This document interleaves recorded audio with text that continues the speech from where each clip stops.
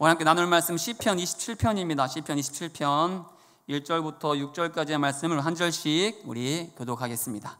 시편 27편 1절부터 6절까지의 말씀을 우리 한 절씩 교독하겠습니다. 제가 먼저 1절 봉독하겠습니다. 시편 27편입니다.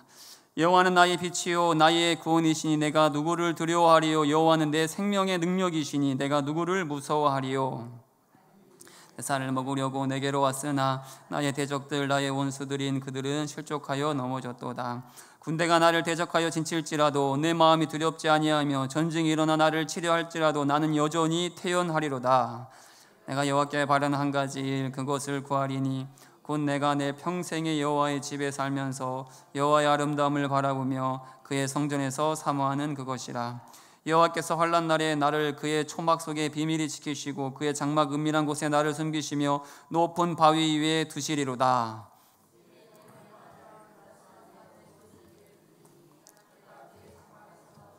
제사를 드리겠고 노래하며 여호와를 찬송하리로다. 아멘. 오늘 하나님을 기뻐하라 라는 제목으로 함께 은혜를 나누기 원합니다. SNS를 하다 보면 감동이 되거나 도전이 되는 글을 보면 설교 때 써먹어야지 그러고 따로 저장을 해놓습니다. 그래서 지금 읽어드릴 글도 그 중에 하나인데, 지금 은퇴하신 선한목자교회 원로 목사님이신 유기성 목사님의 글입니다. 그대로 읽어드리겠습니다. 고 이어령 교수는 젊은 시절 가난했고 또 너무 바빴다고 고백합니다. 한 아버지로서, 지금 이어령 교수님 아시죠? 한 아버지로서 딸을 사랑하는 길은 돈을 벌어 바비 인형을 사주고 피아노를 사주며 좋은 사립학교에 보내는 것이라 믿었습니다. 어느 날 어린 딸 미나가 글을 쓰고 있던 아버지의 서재문을 두드렸습니다. 굿나잇 인사를 하러 온 것이었습니다. 어쩌면 딸은 아빠가 자신을 안아주기를 바랐고 새 잠옷을 자랑하고 싶었는지도 모릅니다. 하지만 그때 이어령 교수는 막 떠오른 영감을 글로 붙들어야 했기에 여유가 없었습니다. 글에 몰두한 채 뒤돌아보지도 않고 손만 흔들며 말했습니다. 굿나잇 미나. 예민했던 딸 미나는 아빠의 차가운 뒷모습만 바라보다 조용히 방으로 돌아갔습니다. 세월이 흘러 딸은 결혼도 하고 중년이 되었지만 사랑하는 딸은 암에 걸려 결국 아버지보다 먼저 하나님의 부르심을 받았습니다. 이어령 교수는 딸이 생전에 했던 한 인터뷰 기사를 읽게 됩니다. 그 순간 수십 년 전 그날 밤이 다시 떠올랐습니다. 그리고 비로소 딸이 얼마나 아빠의 사랑을 원했는지를 깨닫게 되었습니다. 딸은 인터뷰에서 이렇게 말했습니다. 퇴근하신 아빠의 팔에 매달렸을 때에 아빠 밥 좀 먹자며 밀쳐낸 적이 있었어요. 그날 아빠가 저를 사랑하지 않는 줄 알았어요. 이은이가 날 째려보는데요. 한 번은 원고 마감이야 애 좀 데려가 라고 엄마에게 소리치시는 아빠의 말을 들었을 때는 가슴이 찢어지는 줄 알았어요.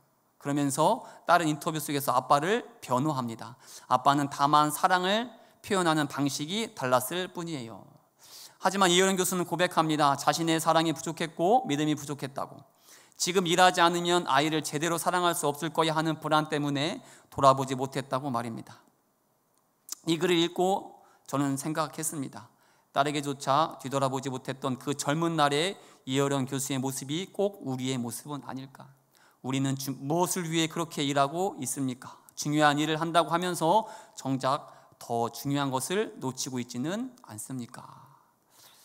저도 이 글을 읽는데 마치 제 모습을 보는 것 같았습니다. 저 역시 설교 준비를 한다는 핑계로 아이들을 밀쳐냈던 적이 한두 번이 아니었기 때문이죠. 이은이 째려보고 있습니다. 오늘날 주성이가 저한테 이렇게 말을 한 적도 있습니다. 아빠는 우리보다 엄마보다 설교가 1등이지? 라고 말을 했던 적도 있습니다. 반성합니다. 그런데 유기성 목사님의 글은 단지 자녀에게 더 관심을 갖고 시간을 내자는 말로 그치지 않습니다. 유기성 목사님의 글은 이렇게 이어지는데 읽어드리겠습니다. 주님은 지금도 우리와 눈을 맞추고 싶어 하십니다. 우리의 이름을 부르시고 안아주시길 원하십니다. 그러나 우리는 너무 바쁘고 너무 조급하여 주님을 외면하고 있지는 않습니까? 그래서 우리는 쉼이 없고 불안하며 사랑이 메마른 것은 아닐까요? 하나님의 일을 한다는 사람들도 마찬가지입니다. 일에 몰두하느라 정작 주님을 바라보지 못합니다. 주님보다 사역이 앞서 있기 때문입니다. 저는 이 글을 읽고 있는데 우연히 보았던 김창옥 교수님의 강의가 다시 한번 떠올랐습니다. 되게 짧은 스크립이었는데 거기서 뭐라고 이야기하냐면, 하나님을 기쁘시게 하는 것과 하나님을 기뻐하는 것은 엄청난 차이입니다. 교회 집사님이셨던 거 아시죠? 지금도 아마 신앙생활을 하고 있는 걸 알고 있는데, 하나님을 기쁘시게 하는 것과 하나님을 기뻐하는 것은 엄청난 차이입니다. 전 이 말을 듣는데 정말로 누군가 제 머리를 망치는데 꽝 때리는 것 같은 그러한 충격을 받았습니다. 왜냐하면 요즘 저의 기도 제목이, 가장 큰 기도 제목이 하나님을 기쁘시게 하는 교회, 하나님을 기쁘시게 하는 삶, 이게 저의 기도 제목이고 내년도 표로 삼을까 정도로 생각하며 기도로 준비하고 있던 그러한 내용이었기 때문입니다. 어떻게 하면 하나님을 기쁘시게 하는 교회가 될 수 있을까? 어떻게 하면 하나님을 기쁘시게 하는 인생이 될 수 있을까가 저의 온통 관심사였습니다. 요즘에 기도통장 운동한다고 밤 9시만 되면 다 같이 모여서 아이들 함께 기도를 합니다. 기도할 때 제가 빼놓지 않고 기도하는, 아이들을 위해 축복하며 기도하는 제목이 뭐냐면, 우리 주성이, 주원이, 이은이가 하나님의 나라, 하나님의 말씀이 이루어지는데, 이 주성, 주언이 뜻이 그거거든요. 하나님의 나라, 하나님의 말씀이 이루어지는 그 통로로 쓰임을 받아서 우리 아이들이 반드시 하나님을 기쁘시게 하는 자, 하나님의 기쁨이 되는 자가 되게 달라고 늘 축복하며 기도합니다. 그렇다면 우리가 던져야 할 질문은 무엇이겠습니까? 하나님을 기쁘시게 하기 위해서 우리가 할 일은 무엇인가? 하나님께서 어떨 때에 우리의 모습을 바라보고 기뻐하실까? 라는 질문이 자연스럽게 떠오르지 않습니까? 어떻습니까? 하나님이 어떠하실 때에 기뻐하실 것 같습니까? 하나님이 우리의 어떠한 모습을 바라보시고 기뻐하실 것 같습니까? 그것을 알아야 하나님을 기쁘시게 하는 교회, 하나님을 기쁘시게 하는 삶을 살 수 있지 않겠습니까?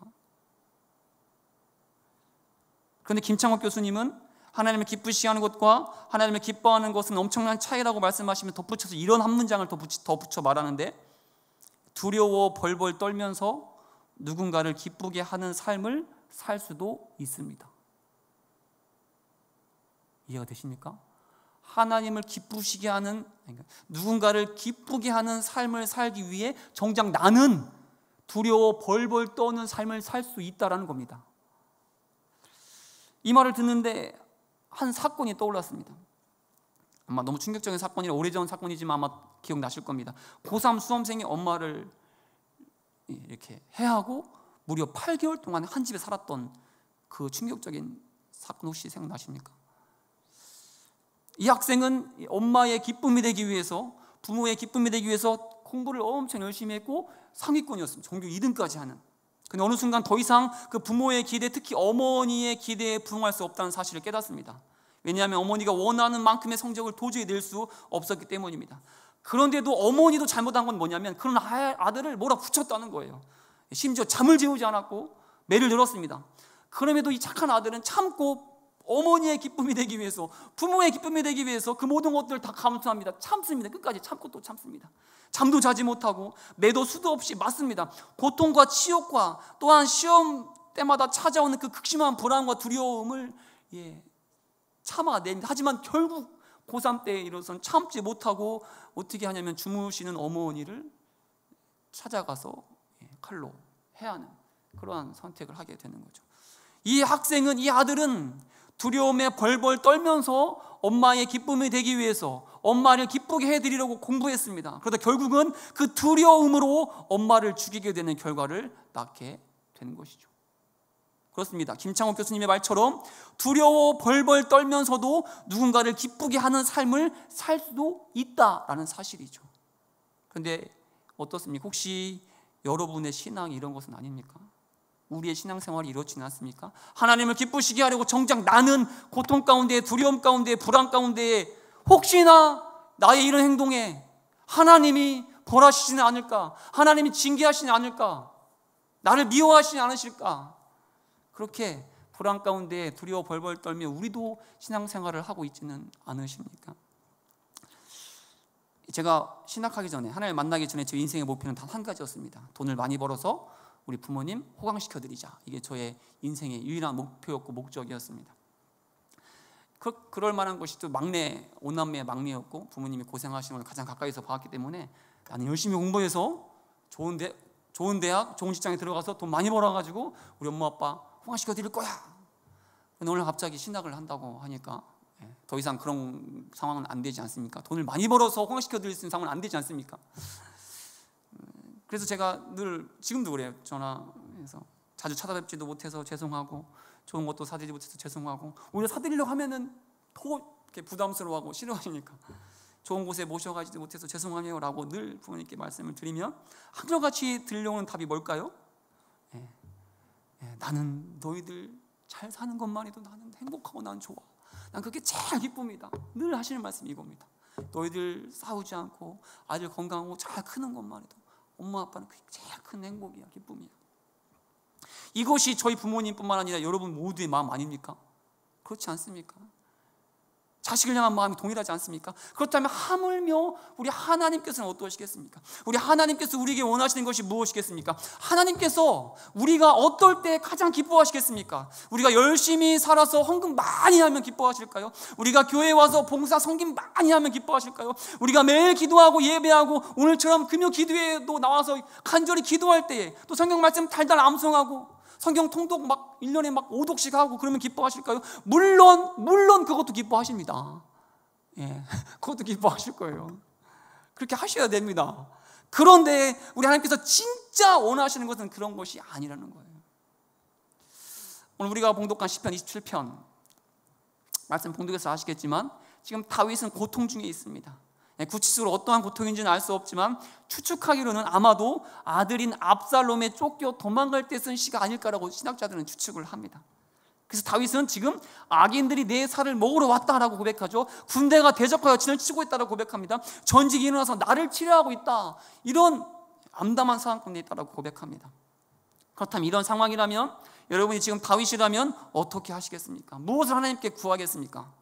당연히 살려달라고, 구원해달라고, 도와달라고, 하나님의 능력의 오른손으로 나를 건져달라고 기도하지 않겠습니까? 오직 그거 하나만을 구하지 않겠습니까? 근데 지금 다윗이 구하는 것이 무엇입니까?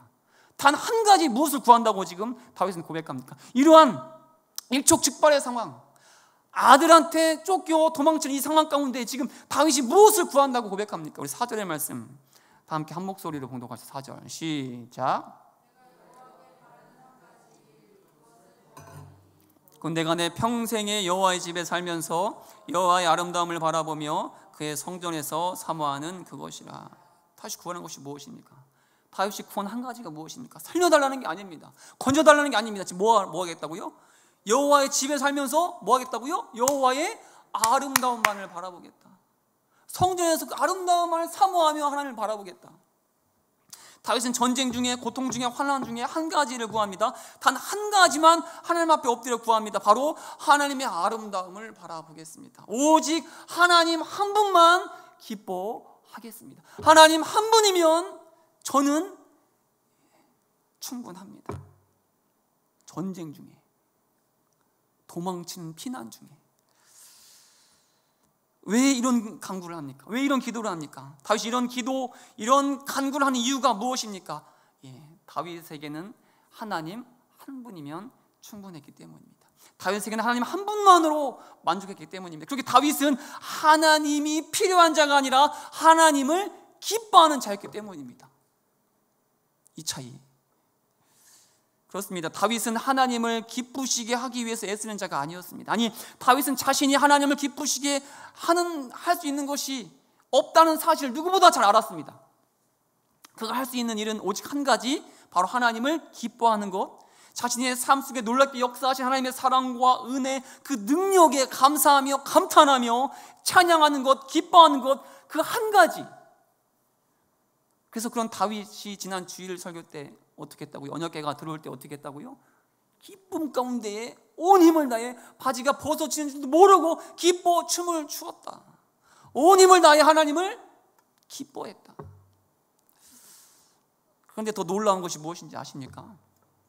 우리 하나님께서는 이러한 다윗을 정말로 좋아하신다는 사실입니다. 이런 다윗을 내 마음에 합한 자다. 합한 자다. 성경에서 유일하죠. 합한 자라고 평가하는 사람은 하나님께서는 이런 다윗을 그 누구보다 기뻐한다 말씀하신다는 거죠. 엄청나게 멋진 성전을 다윗이 지었습니까? 아니죠. 많은 제사를 하나님께 다윗이 바쳤습니까? 아니죠. 누구보다 많은 실수와 실패와 차마 입에 담을 수 없는 파렴치한 죄를 저지른 자가 다윗이었지만 하나님께서는 그 누구보다 다윗을 사랑하셨고 그 누구보다 다윗을 가장 마음에 들어하셨다라고 말씀하십니다. 그렇습니다. 하나님을 기쁘시게 하는 것은 다른 것이 아닙니다. 바로 하나님을 기뻐하는 삶. 하나님을 기쁘시게 하는 것은 다른 게 아니라 하나님을 기뻐하는 삶. 깻잎 한 장 차이지만 엄청난 차이입니다. 하나님을 기쁘시게 할 때 하나님이 나를 좋아하시는 것이 아니라 내가 하나님을 기뻐할 때에 하나님 그 모습을 바라보시고 나를 가장 기쁨으로 여겨주신다.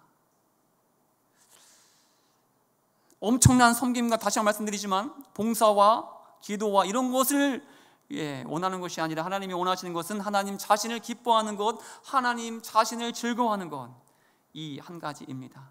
우리를 향한 하나님의 그 사랑과 은혜에 감사하며 감각하며 다윗처럼 우리도 하나님 한 분이면 충분하다고, 하나님과 함께라면 그 어디나 하늘나라라고 고백하면서 하나님을 기뻐하는 삶이 바로 하나님을 기쁘시게 하는 삶이라는 사실을 우리는 반드시 기억해야 합니다. 저도 이거를 한 주 내내 묵상했고 평생 묵상할 겁니다. 100% 와닿진 않습니다. 저도 묵상하면 묵상할수록 옳고 맞고 그걸 원하십니다. 제가 좋아하는 음식은 김치찌개와 청국장입니다. 저는 옛날 기도원 했을 때는 한 달 내내 청국장만 먹었습니다. 질리지 않습니다. 너무 맛있었습니다. 근데 우리 집에 청국장을 먹는 사람 유일하게 저 한 명입니다. 하도 끓여다 보니까 아내도 가끔 먹습니다. 그러니까 저만 먹을 때는 아내는 오롯이 저를 위해서 청국장을 끓여야 되는 거예요. 아이들 반찬을 만들고 따로 저를 위해 또 청국장을 끓여야 되는 거예요. 오롯이 저만을 위해서 제가 좋아하는 청양고추도 썰어 넣어서 얼큰하게. 자, 청국장을 끓여서 식탁에 올려놓았습니다. 그렇다면 제가 해야 될 몫은 무엇입니까? 맛있게 먹어야죠. 극찬해야죠. 쌍따봉을 날려야죠. 남기면 될 것 같은데 밥 2공기 먹어야죠. 가끔씩은 점심을 거하게 먹어서 배가 덜 고플 때에도 연기를 잘 못하지만 어쨌든 최선을 다해서 맛있게 먹습니다. 그럴 때 아내는 어떠죠? 누구보다 기뻐하죠. 행복해하죠. 너무 좋아하죠. 그리고 더 중요한 건 뭘까요? 다음 날에도 청국장이 올라오게 됩니다. 다음 날에는 김치찌개가 올라올 수도 있게 되는 거죠. 우리 하나님도 마찬가지입니다. 우리 하나님은 우리를 위해서, 나연희 권사님 한 분을 위해서 온 세상을 창조하셨습니다. 그리고 권사님 한 분을 위해서 이 땅에 예수님 하나뿐인 아들을 보내주셨습니다. 오롯이 권사님을 위해서, 오롯이 혜민이 너를 위해서, 오롯이 우리를 위해서, 나를 위해서 이 엄청난 일을 하신 분이 바로 우리 하나님이십니다. 그렇다면 우리가 할 일은 무엇입니까? 아니, 우리도 당연히 해야 할 일이 무엇이겠습니까? 그 하나님을 기뻐하고 찬양하고 감격하는 것. 내가 뭐라고 날 위해 이 사랑을 베풀어 주십니까? 그 하나님을 높이는 것, 찬양하는 것, 기뻐하는 것. 그 한 가지 아니겠습니까? 말씀 이제 마무리할 텐데 영상을 하나 보고 말씀을 마무리하겠습니다. 짧은 영상이니까. 밥상이라는 29초짜리 영화입니다.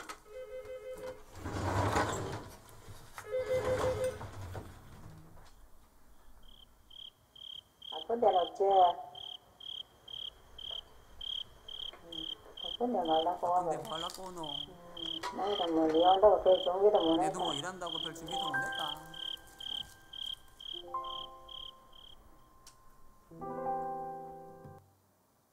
끝. 밥상. 다시 한번 읽어드릴게요. 전화가 옵니다. 밥 혼자 이렇게 드시죠? 전화 옵니다. 아들 전화죠. 아픈 데는 없지? 아빠 아니 엄마 저 바빠서 못 갈 것 같아요. 그래 바쁜데 뭐 오지 마라. 바쁜데 뭐 하려고 너. 내도 뭐 일한다고 별 준비도 못 했다. 이렇게 얘기하는 거죠. 그리고 아들 안심시키고 끊죠. 그리고 좀 보니까 어때요? 준비를 못했나요? 진수성찬을 차려놓고 혼자 김하고 밥 먹고 있는 거죠. 밥상 29조짜리 밥상. 아들을 눈을 빠지게 기다리면서 상다리 부러지게 차려놓은 밥상이 쫙 보이는 거죠. 우리 하나님이 저렇습니다. 우리 하나님이 맛있는 밥상, 우리 하나님은 맛있는 밥을 차려줄 사람을 찾고 계시지 않습니다. 우리 하나님은 누가 내 입맛에 맞는 반찬을 만들어줘서 나를 기쁘게 할까? 이러한 사람을 찾고 있지 않습니다. 우리 하나님이 하시는 일은 지금도 당신이 이미 다 준비해 놓은 이 푸짐한 밥상을 함께 먹을, 최선을 다해 준비한 이 맛있는 반찬을 함께 먹으면서 감탄할 그 한 사람을 지금도 기다리고 계십니다.